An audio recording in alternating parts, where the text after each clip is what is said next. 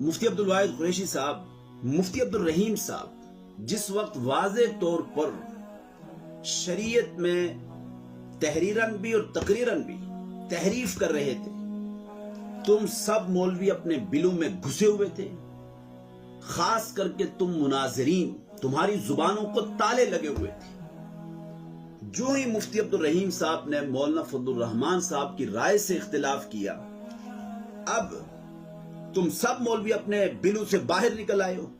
اور خاص کر کے آپ جو کاپیاں رٹ رٹ کے مناظر بنے ہیں، کیا تمہارے نزدیک شخصیت کا دفاع یہ شریعت پر مقدم ہے؟ ہم تم مناظرین کو بہت اچھی طرح جانتے ہیں. تم کاپیاں رٹ رٹ کے مناظر بنے ہو. نہ تم نے اسلامی سیاسیات کو پڑھا، نہ تم شیخ الہند کے فکر و منہج سے واقف ہو، نہ تم نے امام ابو حنیفہ کی سیاسی زندگی کا مطالعہ کیا.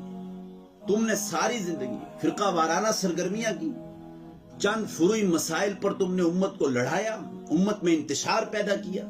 ہمارا نقطہ نظر یہ ہے، ہمارے نزدیک جمعیت علماء اسلام کی سیاست غیر شرعی ہے.